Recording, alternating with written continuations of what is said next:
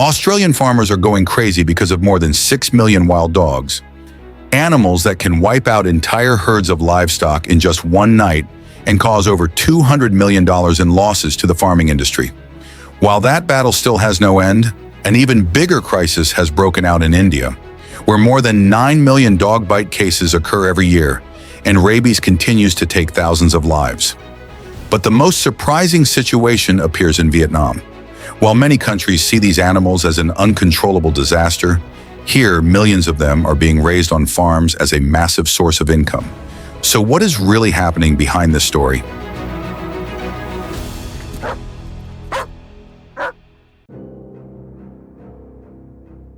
Few people know that most of today's wild dog population in Australia actually originates from the dingo, an ancient canine species that followed humans to the continent from Southeast Asia around 4,000 years ago. As early human communities moved along the Southeast Asian coastline and traveled south through the Indonesian archipelago, they brought their first domesticated dogs with them on the journey to Australia. But once they arrived, in the absence of agriculture or livestock systems that would keep these animals dependent on humans, the dogs gradually adapted to the harsh wild environment. Over thousands of years, they evolved into the population we now know as dingoes. For thousands of years after their arrival in Australia, dingoes existed almost entirely as a natural part of the continent's wild ecosystem. They hunted kangaroos and small mammals, competed for territory with other native predators, and played an important role in maintaining ecological balance, without ever creating significant pressure on humans. Everything began to change in the 19th century, when sheep farming expanded deep into the arid regions of Western Queensland and Western New South Wales.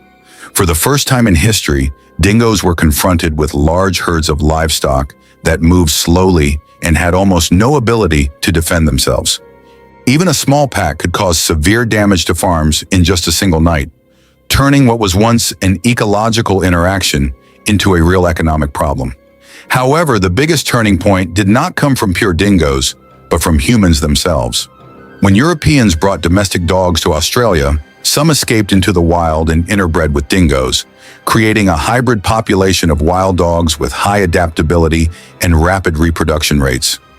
No longer pure dingoes, but no longer domestic dogs either. It is this hybrid population that transformed an initial ecological conflict into a nationwide economic issue. Today, the number of wild dogs in Australia is estimated to reach around 6 million individuals, causing more than $200 million in damage each year through attacks on sheep and young cattle across key farming regions. Under growing pressure, Australia has been forced to implement an almost unprecedented solution: building a fence system stretching over 5,600 kilometers across half the continent, forming a massive artificial boundary between livestock areas and the range of wild dog populations. This structure, known as the dingo fence, has become one of the longest fences ever built on Earth. At the same time, nationwide control programs, such as the National Wild Dog Action Plan, continue to be implemented, combining regional trapping, baiting strategies, and monitoring across thousands of square kilometers. Yet even with these measures maintained for decades, the battle has never truly come to an end. If in Australia the descendants of dingoes have become wild dogs causing widespread damage to the livestock industry, then in India, their distant relatives have created another serious crisis, right in the middle of densely populated cities. For centuries, domestic dogs in India lived closely alongside humans. They guarded homes, accompanied people in hunting, and became a familiar part of village life. But as cities rapidly expanded in the 20th century, millions of dogs were abandoned or reproduced uncontrollably, forming large stray dog populations that grew in parallel with urbanization. Today, the number of stray dogs in the country is estimated to exceed 60 million, the largest in the world.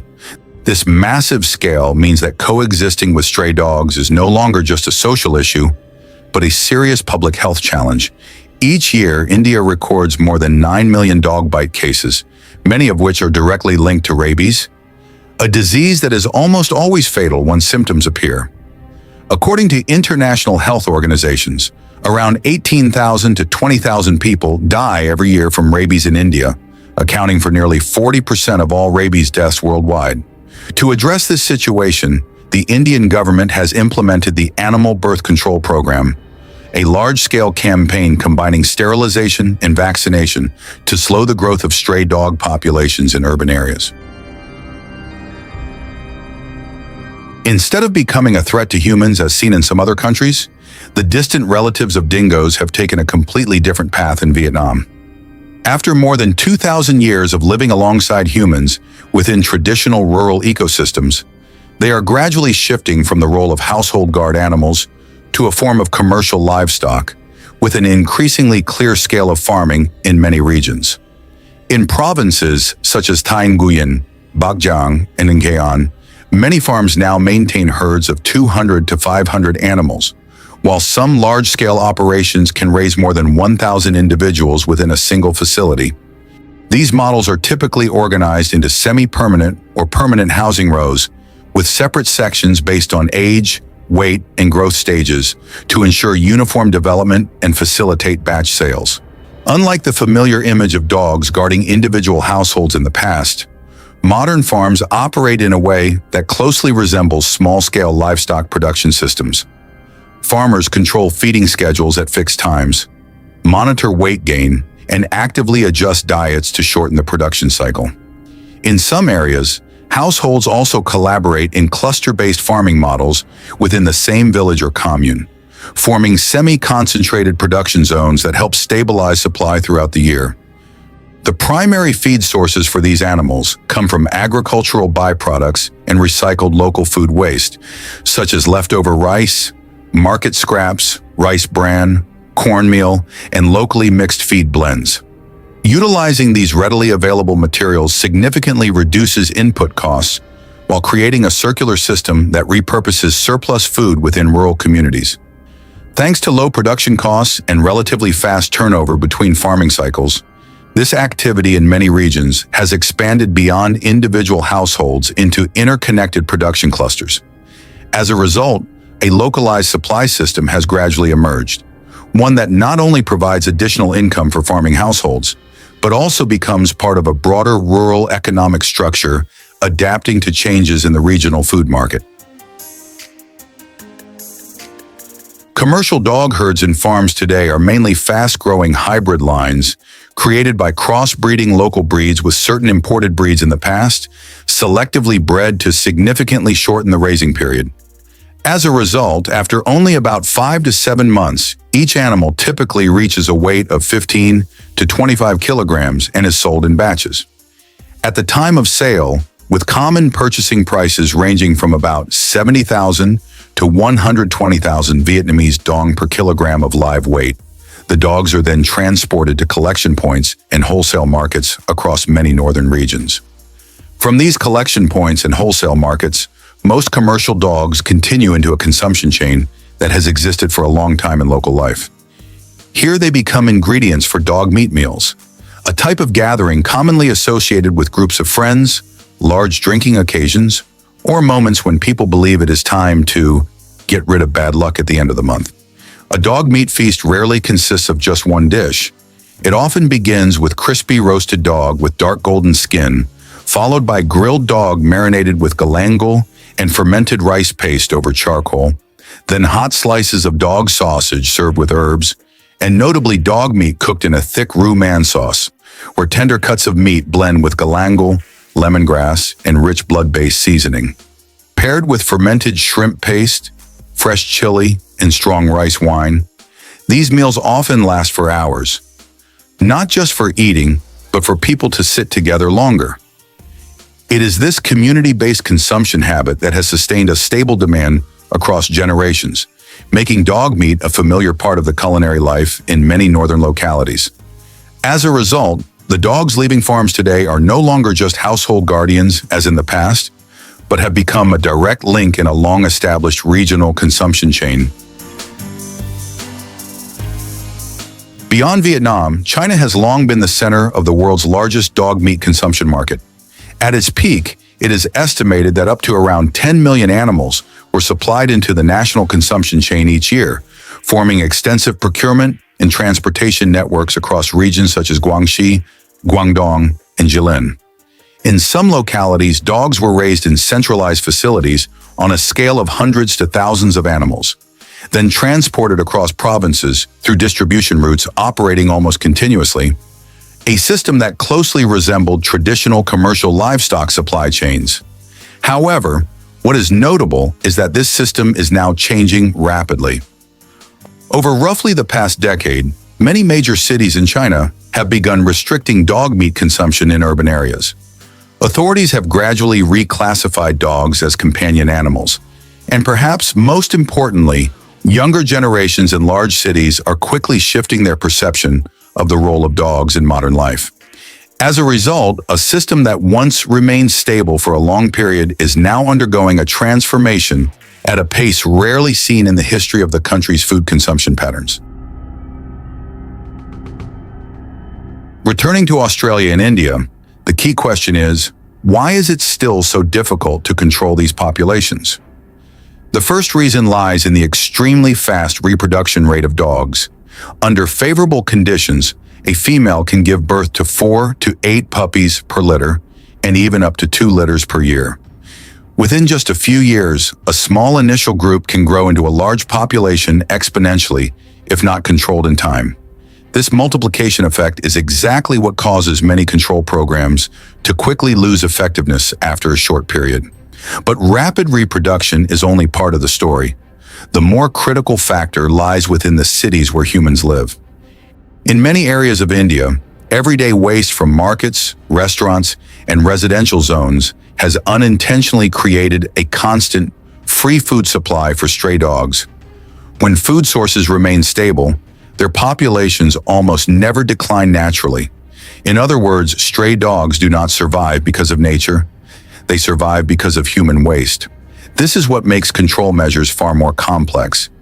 In Australia, authorities face a difficult dilemma between conserving native dingo populations and eliminating wild dog packs that are damaging the livestock industry. Meanwhile, in India, the debate revolves around the balance between population control to protect public health and animal welfare policies driven by humanitarian concerns. Could Vietnam's approach become a model for countries like Australia or India? In reality, that is unlikely to happen. The biggest difference lies in the nature of dog populations in each country. In Vietnam, most animals entering the consumption chain are not free-roaming urban strays or semi-wild populations, but mainly come from farmed or organized collection sources. Therefore, the challenge in Vietnam is primarily about managing supply chains and consumption, rather than controlling wild populations in urban environments like in India, or balancing ecosystems and protecting livestock as in Australia. In other words, in many cases in Vietnam, the issue does not begin with the growth of stray dog populations, but with the long-standing existence of a supply-demand system that has developed over generations. Because of this, debates around animal protection in Vietnam are not only about population control or public safety. They are also deeply connected to daily practices, dietary habits, and cultural values that have been firmly embedded in society over time. This difference highlights an important reality. An approach that works in one country cannot necessarily be applied directly in another. And for that reason, the global issue of stray and wild dogs is not a problem that can be solved with a single universal formula, but rather a set of very different versions of the same challenge, shaped by each country's unique ecological, economic, and cultural context. Looking back at the story from Australia to India, one thing becomes clear. The biggest problem of stray dogs is not the dogs, but humans. In India, stray dog populations do not appear randomly. They exist because rapid urbanization has created a special environment where food waste from homes, markets, and restaurants becomes a stable food source. When food does not disappear, the population does not disappear. At the same time, abandoned pets in crowded cities continuously add new animals to an already overloaded system. In Australia, the situation begins differently. Most wild dogs today are descendants of animals that followed humans to the continent thousands of years ago, later mixing with domestic dogs brought during colonization.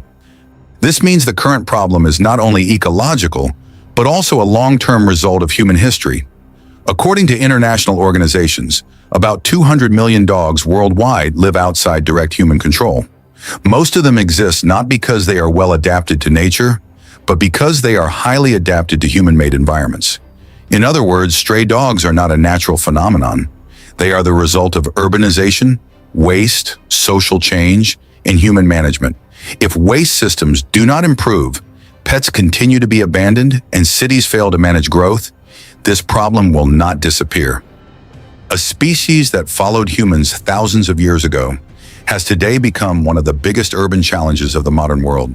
But the story of stray dogs has never really been just about dogs. It is a story about how humans unintentionally create entirely new ecosystems within the very environments we live in. One wrong decision can turn into a crisis lasting for generations. One right strategy can become a system that is sustainably controlled. And this is just one of many silent stories unfolding around us every single day. If you want to keep exploring the hidden systems shaping the modern world, don't forget to like and follow Mandarin Tech.